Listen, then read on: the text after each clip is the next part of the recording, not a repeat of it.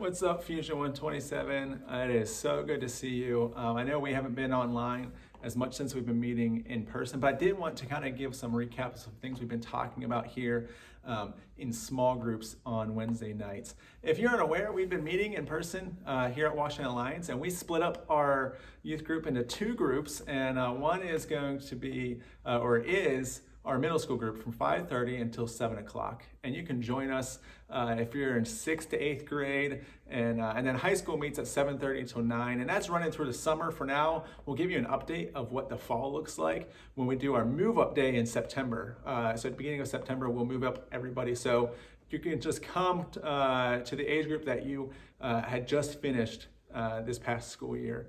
And you can hang out with us for the summer. So we've been just having some time in small group for the last couple of weeks, and we even had some talks before about some of the racial unrest happening in our country and some of the issues with the coronavirus. And I just didn't feel great about having those talks online because I'm just not fully educated on those things. But I just wanted to have some conversations, so I didn't want to come across in a public way. Being maybe insensitive or ignorant to some things. Again, we're just trying to have some conversations with our teenagers. So, but where that led us to is we're in Habakkuk. And the book of Habakkuk, I know you're like, Habakkuk what? What's that? In the Old Testament, we're looking at this prophet that's just towards the end of the Old Testament. And we're in Habakkuk, and we just did a small group series in that. So if you haven't been with us, or maybe you missed a week, we're just going to do some recap of some of the things we've been talking about. So, and I'm not going to read with you through each chapter just for the sake of time. So you can get in your Bible, find Habakkuk, all right? Again, towards the end, before Zephaniah, and then you'll get into some of the last few books of the Old Testament. You'll find Habakkuk, 3 chapters. That's all it is, 3. All right. And so what we're going to look at is find out that in chapter 1, Habakkuk is being honest with God. We're seeing this almost lamenting to God. We're seeing it may even look like complaining in some ways, but to know that more than anything in chapter 1, we see Habakkuk being honest with God. Whenever and what I would ask for you to do is maybe hit pause, read chapter 1. It won't take long, just a few minutes, and it may be a little confusing, but go ahead and read it if you can. And then when you come back, I have a couple questions for you. All right, great. So our questions are this: for one, what are some friendships that you have that you can be completely honest with that person? Like, this may not be like mom or dad, or this may not be just some casual friends, but you may have a couple friends where you can be completely honest, and you know that you can trust them, that you can kind of just vent. You can tell them, even if they did something to you and they're not going to be offended, or they're able to handle and they're able to trust you and love you through it. Do you have any of those friendships, right? And then the next thing is what do we see about Habakkuk's voice in this scripture in chapter 1? What are some things that we see there? I remember when we talked about this, some of the things that we saw was that he was frustrated, right? We see Habakkuk being frustrated with God, angry with God, lamenting, which is this like biblical term for having sorrow, right? This grief, this sorrow. He's lamenting God, pleading almost in sorrow. We see this. I don't know if these are any types of expressions, any types of emotions that you are comfortable with bringing to youth group, bringing to church, bringing to your small groups, because we don't talk about them in church. We don't necessarily come and feel like we can do that. We oftentimes want to put on the proper face to do that. But what we want to see is this. We see Habakkuk being so honest with God that we want you to be that way too. We want you to be able to come and have conversations with your friends and with your leaders, with your pastors, that you can be open and honest. And I know part of that just building trust. But we don't want you to feel like that coming to the church, especially here at Fusion 127 or Washington Alliance, that you have to be fake. And that's the furthest thing from the truth. We don't want that, because we want you to be able to grow in your relationship with God. We want you to grow as a person. Sometimes that means dealing with hard things, right? That's what's happening in our country now. We're dealing with some hard things. But I'm confident, and what we'll see hopefully here later in Habakkuk is that we're going to see that and trust that God has greater things for us and our country moving forward. All right. So some of the questions like, do you see Christians being honest or fake in your life? How do people view you as being this completely honest person, or do you kind of have to be fake sometimes?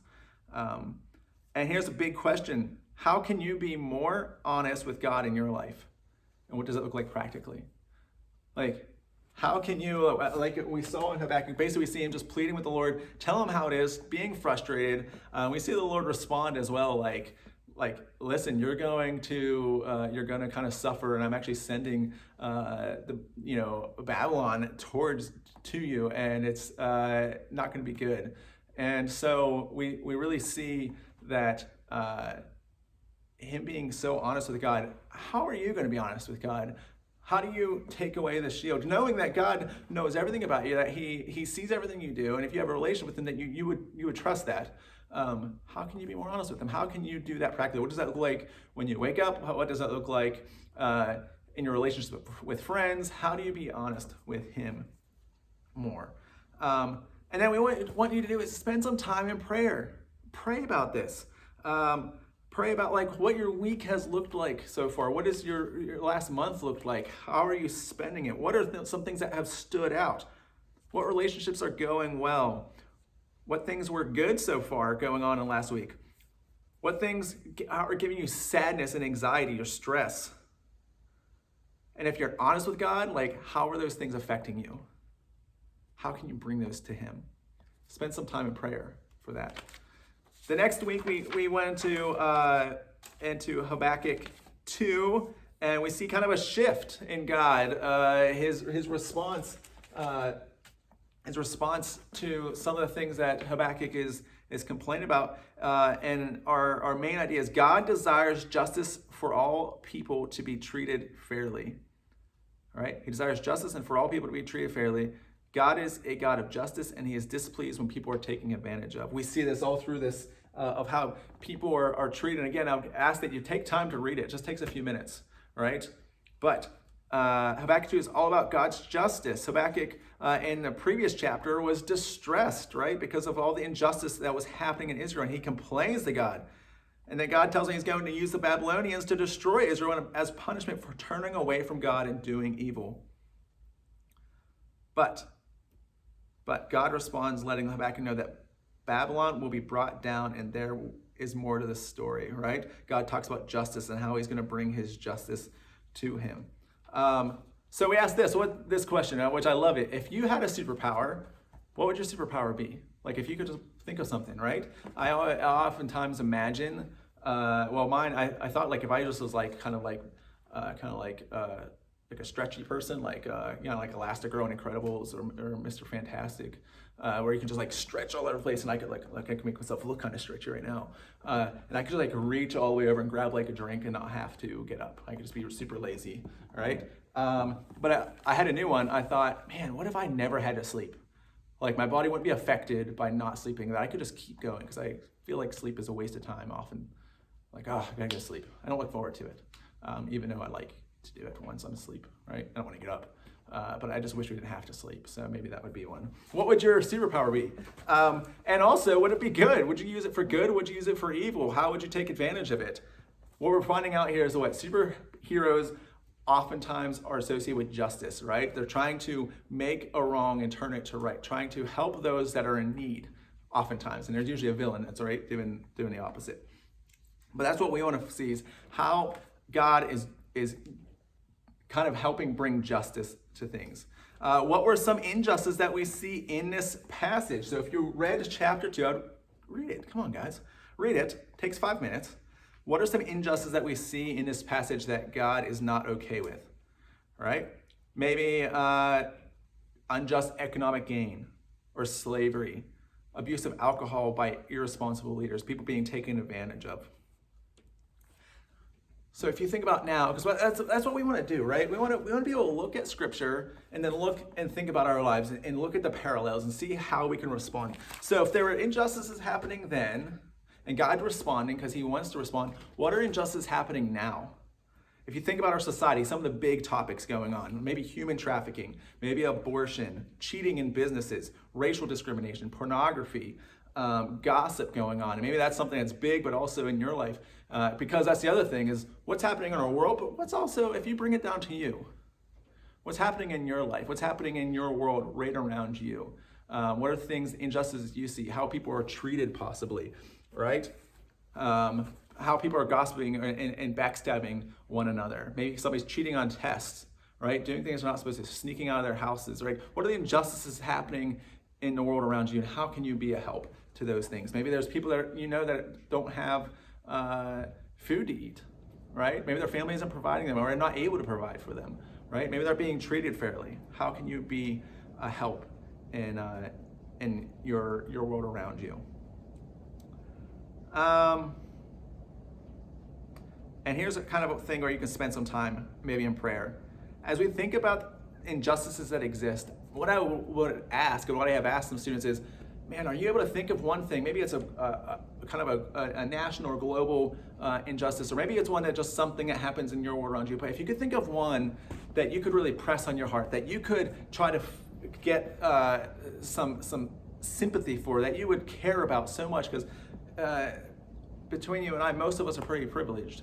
We don't have to deal with these types of things on a daily basis or in any big way. So, but can you think and get outside of yourself and think like God, that you would want to bring justice or help bring justice to people that are being unfairly treated, right? So what, out of all these different things, maybe it's abortion, maybe it's families being split apart for a number of different reasons, right?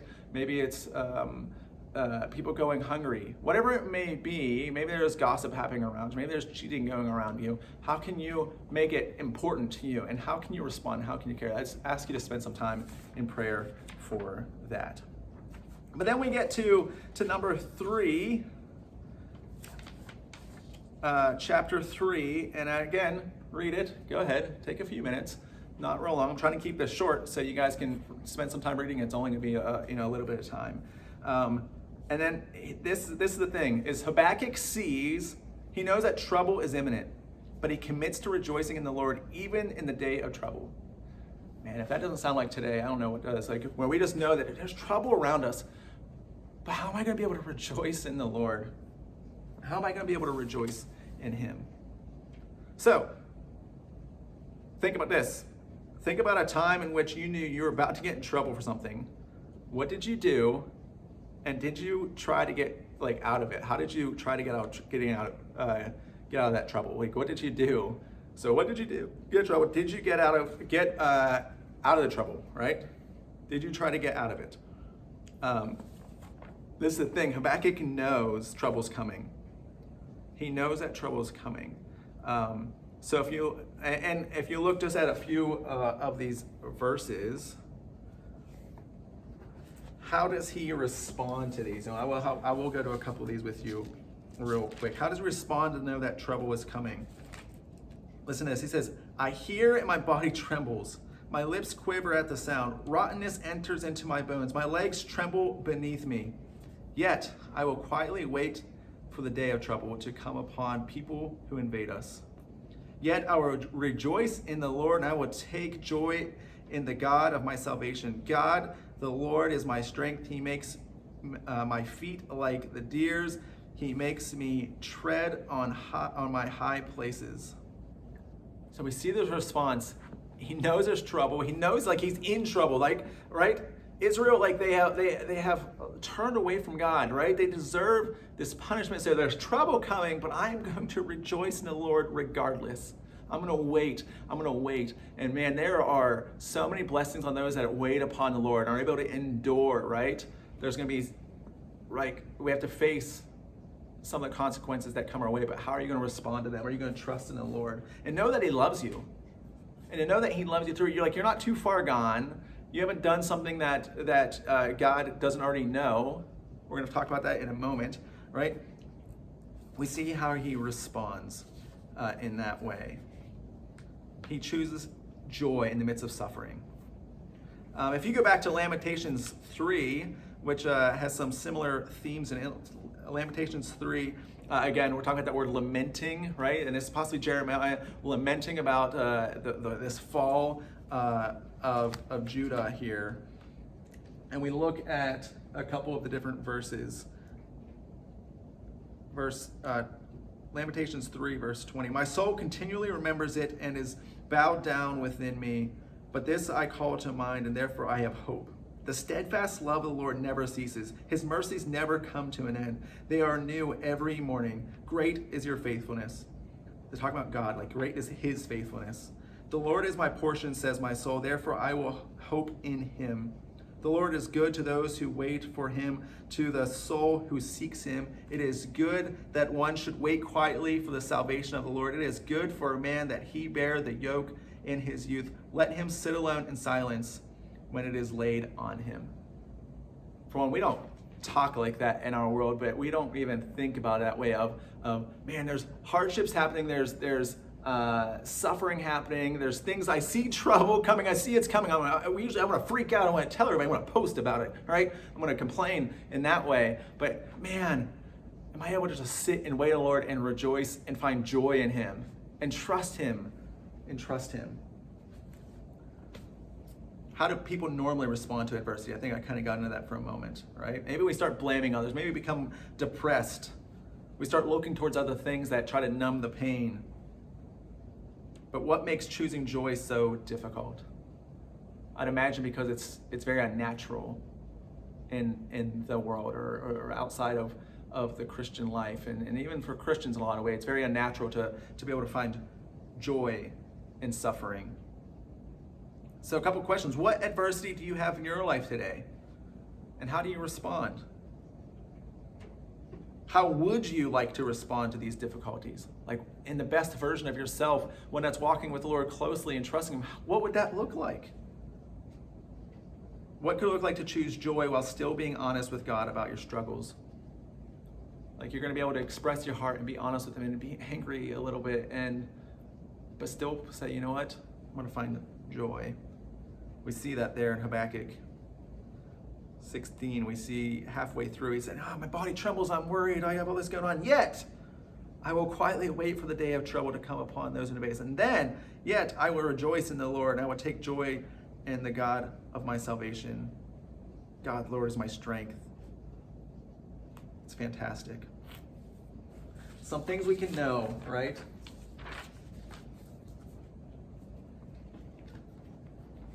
God is all powerful, right? He's all powerful. Control anything he wants. He's all knowing, so he knows what's happening. And he's good. So whatever you're going through, whatever this world is happening around us, know that we can trust God. Because of those things, we're not all powerful. I'm not. Even if I had a superpower, I wouldn't be all powerful. I'd have one probably. I don't know everything. I'm definitely not good. I'm sinful. I have a sinful heart. But I want to trust God. Here's a quote from a pastor named John Soper. I cannot know the future, but I know the one who holds the future, and I would trust him. I'm not sure if he got that from someone else, but we can kind of simplify Habakkuk in that way. I don't know it. I don't know what's happening, but I know the one who holds the future in his hands. So I'll trust him. And I'll actually be able to rejoice and find joy with him as well. So can we be honest with God? Can we help and seek justice for others and care for good, right? And be able to share Jesus through that. And then just be able to rejoice. No matter what the outcome looks like, the trouble may be coming. We know in the end that God wins. Jesus, he won. He's going to win. So, I hope you had a good time listening. Get into Habakkuk. It doesn't take long to read. It's so good. Even if you have to look at some different versions to try to make sense of it, or go to YouTube. I'll try to put a link in for the YouTube video of it's like the Bible Project. Go to the Bible Project or thebibleproject.com. YouTube it, Google it, whatever, and look up the book of Habakkuk, and it'll kind of explain some of these things. All right?